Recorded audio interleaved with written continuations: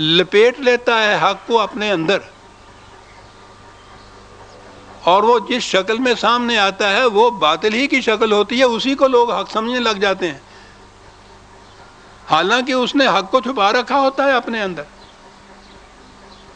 جو کچھ میں نے کہا ہے ابھی ذہن میں آپ کے نہیں آئے گا، اس لفظ سے آئے گا جو عرب بولتے تھے، جو قرآن نے استعمال کیا ہے۔ ہم شہر والے شاید اس کو جانتے بھی نہ ہوں۔ آپ کو پتہ ہے کہ یہ دانے، ہمارے ہاں تو دانا بھی نہیں ہم نے کبھی دیکھا ہوگا گیہوں کے، ہم نے تو کبھی خالص آٹا بھی نہیں دیکھا، وہ جو کچھ تھیلے میں ملتا ہے زہر مار جسے کھا جاتے ہیں بارہ، یہ خوشوں میں دانے ہوتے ہیں گندم کے اجناس کے، وہ دانے کے اوپر ایک چھلکا ہوتا ہے، وہ چھلکا اس طرح سے لپٹا لیتا ہے اس دانے کو کہ دانا نظر ہی نہیں آتا، وہ چھلکا ہی نظر آتا ہے، اسی کو فصل سمجھا جاتا ہے۔ اب کرنا یہ ہوتا ہے اگر کسی طرح سے اس کو کوٹ دیا جائے تو چھلکا اور اس کا جو اندر اس کے وہ دانہ ہوتا ہے وہ تو سارا اکٹھا پس گیا، وہ تو حق اور باطل کی آمیزش ہو گئی۔ کیا کیا جائے؟ اسے اس طرح سے کوٹا نہیں جائے گا۔ پتہ ہے یہ کاشتکار کرتے کیا ہیں؟ ہمیں کیسے پتہ ہو؟ پک جاتی ہے فصل، کاٹتے ہیں اس کو، پھر ایک پروسیس اس کا ہوتا ہے، اسے گہنا کہتے ہیں، اس کو بچھا دیتے ہیں اس کو زمین پر، دن بھر یا تو اس کے اوپر بیل چلاتے رہتے ہیں اسی طرح سے ویسے ہی، یا وہ ایک کانٹوں دار ڈالیوں کا نوسا سا بناتے ہیں، اس کو اس کے اوپر پھیرتے ہیں۔ یہ گہنا جو ہے، یاد رکھیے میں نے بتایا تھا آپ کو، یہ درس کے معنی گہنا ہوتے ہیں۔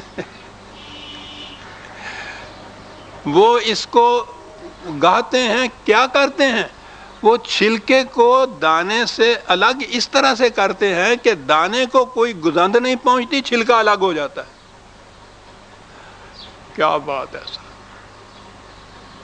یہ پروسیس جو ہے حق اور باطل کو الگ کرنے کا، دانا ثابت کا ثابت رہتا ہے اور وہ جو چھلکا ہوتا ہے وہ بھوسا بن جاتا ہے۔ یہ جو پروسیس ہے یہ ہے صحیح پروسیس حق کو غالب کرنے کا، قوت کے زور سے نہیں، دانا اور چھلکا دونوں اکٹھے پس جائیں گے، دانا اپنی اصلی شکل میں باقی رہے گا اگر اس چھلکے کو اس سے الگ کر دیا جائے اور چھلکا بھوسا بن جائے۔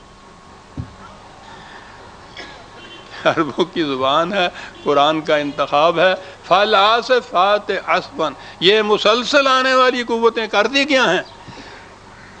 دانے کو بھوسے سے الگ کر دیتی ہیں۔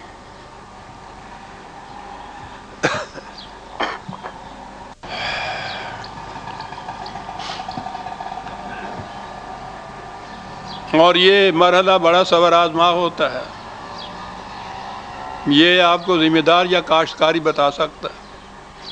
مئی جون کی کڑکتی ہوئی دھوپ میں، یہ میں ماضی کا صیغہ استعمال کرتا ہوں، اب تو وہ کڑکتی ہوئی دھوپ بھی نہیں ہوتی، اس میں صبح سے شام تک بیلوں کو چراتے رہو۔ بیل ہل چلانے سے اتنا نہیں تھکتا جتنا گہنے سے تھکتا ہے، پھر اس کے ساتھ یہ ذمہ دار کاشتکار سارا دن اس دھوپ کے اندر پھر رہا ہے، اس کے اوپر بظاہر کچھ نہیں ہو رہا،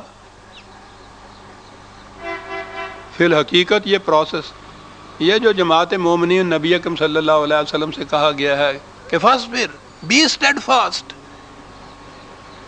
استقامت دکھاؤ، جلدی نہ کرنا، اس میں جلدی کرنے سے دانے ٹوٹ جائیں گے، آہستہ آہستہ چلو، اس کے اوپر سے مسلسل چلتے جاؤ، اس کے اوپر سے۔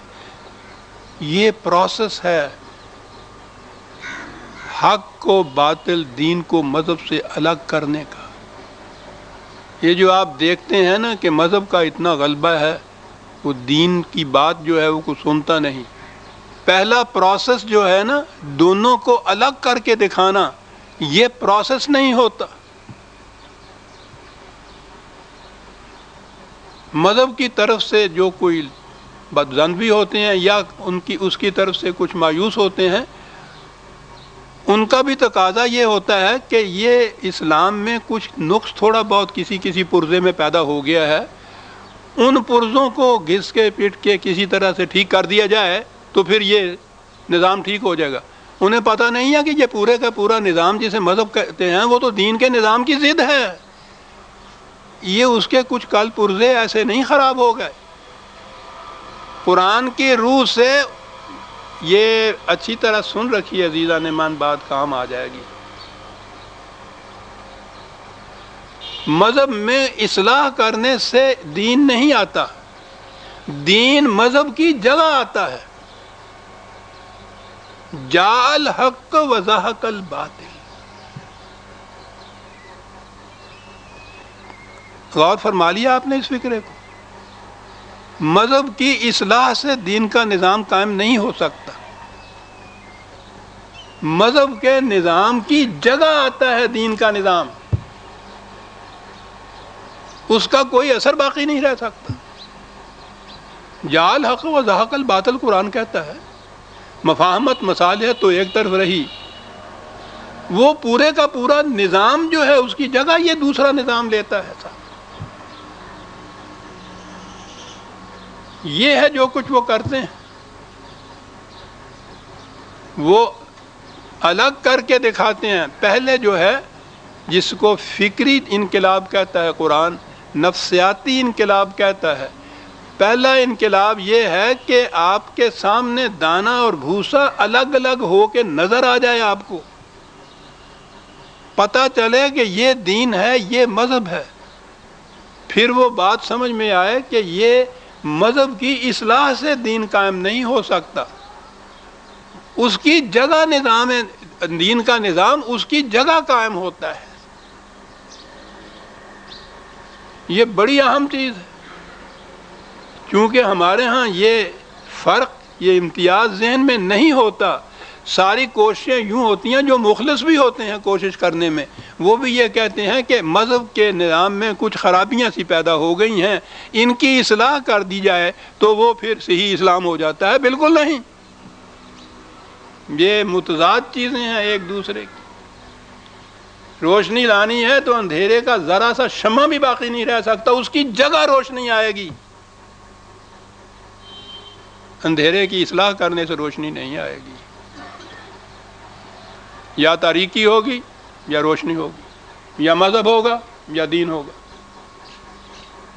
یا حق ہوگا یا باطل ہوگا۔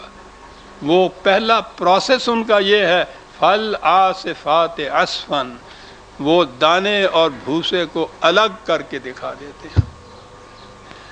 غور فرما رہے ہیں کہ یہ آخری پاروں میں، آخری صورتوں میں یہ ایک ایک لفظ کے اندر حقائق کا اقتناز کتنا ہے، کیا کتنی بڑی حقیقت ہے جو قرآن بیان کر رہا ہے۔ اور قرآن کے حقائق کے لیے یہ عربی زبان ہی اس کی متعمل ہو سکتی تھی، عجیب زبان تھی۔ آصفات عصفن، یہ کیا، بھوسا جو ہے وہ باطل تھا،